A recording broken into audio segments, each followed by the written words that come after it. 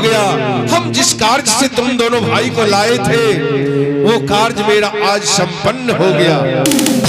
लेकिन हे रघुनंदन, एक कार्य और तुम्हें करना है। कैसी कार्य गुरुदेव? आओ मेरे साथ थोड़ी दूर और चलो। आओ। हरे राम राम राम हरे हरे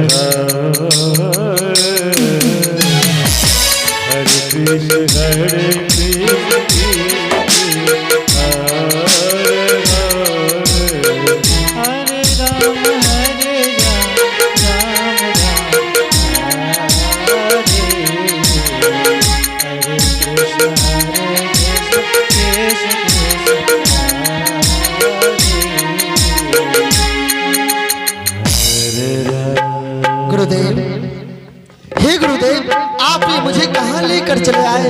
यहाँ तो पूरी तरह से ये नगरी, ये आश्रम ना पूरी तरह से बनी हुई है, ना तो पूरी तरह से उजड़ी हुई। हे गुरुदेव, ये कैसा स्थान है? और यहाँ पे एक पत्थर की शिला, तुलसी की पौधा हरा भरा, ये कैसे संभव है? हे रघुनंदन, ये स्थान जो देख रहे हो, ये जगह जो देख रहे हो, यहाँ कभी एक हरा भरा जगह था, एक आश्रम था। ये आश्रम पूरा यहाँ उजड़ गया है। ये आश्रम महामुनि गौतम ऋषि का है। और ये जो पत्थर का शिला देख रहे हो, ये पत्थर का शिला, इसके पीछे बहुत दर्दनाक कहानी है। हे गुरुदेव, इसी कौन सी कहानी है? आप मुझे जरा विस्तार रूप से बताएं। हे रघुनंदन, ये जो पत्थर का शिला देख रहे हो, ये एक कन्या, एक नारी का पत्थर है। इसके साथ एक पुरुष ने छल किया और दूसरा पुरुष ने इसे श्राप देकर पत्थर बना दिया। हे गुरुदेव, एक पुरुष ने छल किया और दूसरे ने श्राप देकर पत्थर बना दिया, परंतु क्यों? हे रघुनंदन, ये विचित्र कहानी है, हम तुम्हें सुनाते हैं। एक समय की बात है, यहाँ महामुनि गौतम ऋषि रहा करते थे और उनके साथ उनकी पत्नी अहिल्या रहती थी। एक बार इंद्र के मन में विचार आया और उन्होंने मन में सोचा कि संसार में सबसे सुंदर स्त्री कहाँ है, कहाँ रहती है, हम उससे मिलना चाहेंगे। तो उनके सिपाही ने बताया, ये बात तो सूर्य देव को ही मालूम होगा कि सुंदर कन्या, सुंदर स्त्री कहाँ रहती है।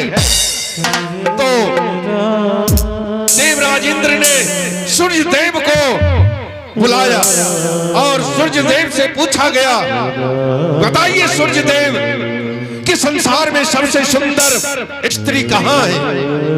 तो सूर्य देव ने कहा कि हे इंद्रदेव महाराज, दिन में सुंदर कन्या, सुंदर स्त्री बहुत कम निकलती है, ये बात चंद्रदेव को ही मालूम होगा। तो कहा बुलाओ चंद्रदेव को। चंद्रदेव को बुलाया गया। फिर चंद्रदेव से पूछा कि बताओ चंद्रदेव, इस संसार में सबसे सुंदर स्त्री कहाँ है और कहाँ रहती है।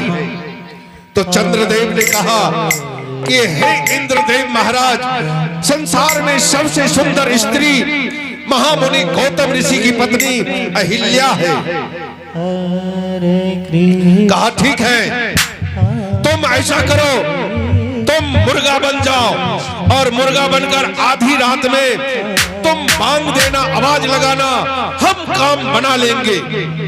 चंद्रदेव ने मुर्गा बन गया और मुर्गा बनकर गौतम ऋषि के आश्रम के पास बांग देने लगा। गौतम ऋषि का जैसे ही निद्रा खुली तो मुर्गे की आवाज सुनकर गौतम ऋषि सोचने लगा कि शायद सुबह हो गया, इसलिए मुझे अब नित्य क्रियाक्रम के लिए गंगा नदी चलना चाहिए। बस गौतम ऋषि आधी रात में ही गंगा किनारे चले गए और यही समय पाकर इंद्र ने गौतम ऋषि का भेष बनाकर अहिल्या के आश्रम में प्रवेश करके सती अहिल्या को सतीत धर्म पतिव्रता धर्म नष्ट कर दिया। जब गौतम ऋषि गंगा किनारे पहुंचते हैं और जैसे ही अपना कमंडल गंगा नदी में डुबाते हैं तो गंगा माता प्रकट हो जाती है और गंगा माता कहती है कि हे गौतम ऋषि, तुमने मुझे आधी रात को जगाया है। तो गौतम ऋषि कहने लगा कि हे गंगा माता, अभी सुबह नहीं हुआ है, अभी आधी रात है। तो गंगा माता ने कही, हाँ गौतम ऋषि, अभी सुबह नहीं हुआ है, जाओ तुम्हारे आश्रम में छल हो रहा है। गौतम ऋषि वहां से तेजी से आने लगा और जब अपने आश्रम तक पहुंच गया तो देखा कि उसके आश्रम से गौतम ऋषि का ही भेष बनाकर कोई चोरी छुपे उसके आश्रम से बाहर निकल रहा था।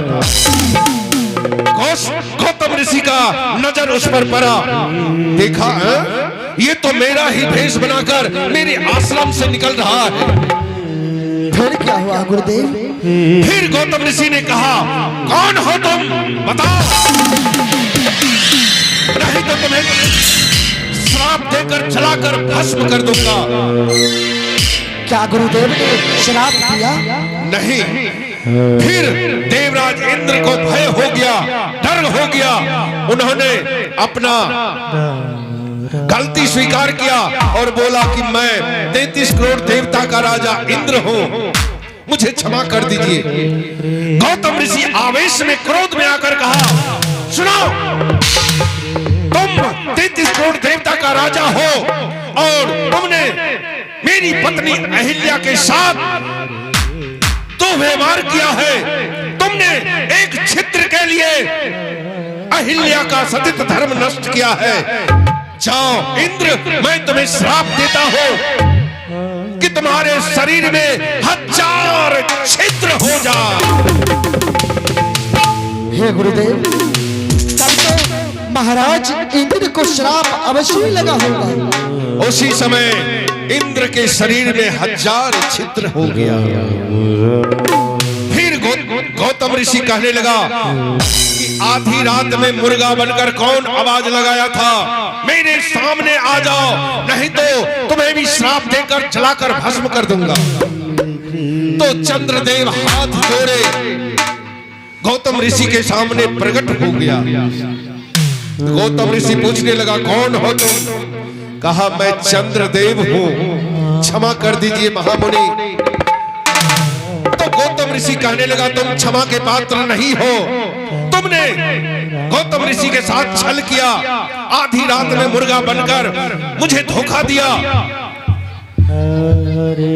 तो चंद्रदेव ने कहने लगा कि मैं देवराज इंद्र के कहने से मुर्गा बन गया। कहा, गौतम ऋषि कहा, सुनो चंद्रदेव, जो अपराधी का साथ देता है वो भी अपराधी होता है, इसलिए तुम इंद्र का साथ दिए हो, तुम भी अपराधी हो। उसी समय गौतम ऋषि ने अपने मृगा के छाल से उस पर प्रहार किया तो चंद्रदेव के शरीर पर आज भी दाग जो देख रहे हो, हाँ गुरुदेव, चंद्रमा पर दाग जो देख रहे हो वो गौतम ऋषि का ही मृगा का निशान है। अपने मृग छाला से उस पर प्रहार किया था। ये तो जैसी जो करेंगे उसे तो भरना ही पड़ेगा गुरुदेव। फिर गौतम ऋषि क्रोध में आकर अहिल्या को जगाया। अहिल्या को जगाकर कहा, अहिल्या, तो तुम अपने पति और पराये पुरुष में कोई अंतर नहीं देखा। तुम्हारा दिल पत्थर के समान है। जाओ, मैं तुम्हें श्राप देता हूँ अहिल्या, तुम पत्थर हो जाओ। हे गुरुदेव, हे गुरुदेव, ये तो अच्छा नहीं हुआ। एक स्त्री की क्या गलती थी? वो बेचारी अबला, उन्हीं के साथ तो छल उन्होंने किया, फिर इन्हें श्राप क्यों दिया गया? हे रघुनंदन, इसलिए अहिल्या पत्थर बन गई है, और जिस दिन से पत्थर बनी है ये बेचारी किसी की राह देख रही है। हे गुरुदेव, किसका? हे रघुनंदन, ये बेचारे बहुत दिन से तुम्हारा ही प्रतीक्षा कर रही है। गुरुदेव, मेरा प्रतीक्षा अर्थात? हाँ रघुनंदन, इसे अपने पैरों की धूली लगाकर इस और पावन स्त्री को पावन कर दो। हे राम, इस अभागन को पावन कर दो। हे गुरुदेव, नहीं नहीं, मैं ये अन्याय कैसे कर सकता हूँ?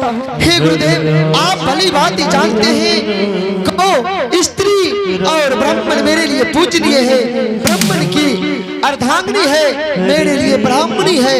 मैं ब्राह्मणी माता को कभी पैरों से ठोकर नहीं दे सकता, इससे मुझे पाप लगेगा। हे राम, तुम कहते हो कि तुम क्षत्रिय हो और ये कि ब्राह्मणी है, तुम अपना पैर का ठोकर कैसे मार सकते हो? हे रघुनंदन, इस समय ये ब्राह्मणी नहीं है, ये पत्थर की शिला बनी हुई है। इस समय ये पत्थर बनी हुई है, ये अभी ब्राह्मणी नहीं है। इसलिए हे राम, तुम तो पतित पावन हो, ये बेचारी पतित हो गई है, इसे पावन कर दो राम। ठीक है गुरुदेव, आपकी जैसी आज्ञा। हरे राम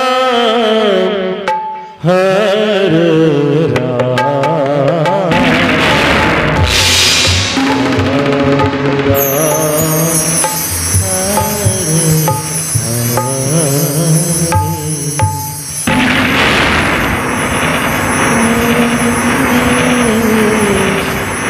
हे प्रभु, आपने मुझे अपने चरण लगा के आप लोग बैठ जाइए। मुझ पे उद्धार किए प्रभु, आपकी जय हो, जय हो। हे प्रभु, मेरे पति जो मुझे श्राप दिए वो अच्छा ही किए, आज उसी की बदौलत आपका दर्शन है प्रभु, आपकी जय हो, जय हो। हे प्रभु, जो सुख आप मुझे दिए हैं वही सुख आपको मिलना मिले प्रभु। हे प्रभु, आप मुझे आज्ञा दीजिए, मैं पति लोग जाना चाहती हूँ। हे भामिनी, हे गजकामनी, हे देवी, तुम इसी समय अपने पति लोक को जाओ और तुम्हारे पति की सेवा तुम्हें उसी प्रकार से प्राप्त होगा जैसे पहले थे। और जिस प्रकार से एक जीव और एक देह का मिलन होता है, वैसा ही मिलन तुम्हारे पति से वहाँ हो जाएगा। हे प्रभु, आपकी जय हो, जय हो। तथास्तु। प्रणाम गुरुदेव। कल्याण हो राम। आज से तुम्हारा नाम हम पतित पावन रखते हैं। रघुपति राघव राजा राम, पतित पावन सीता।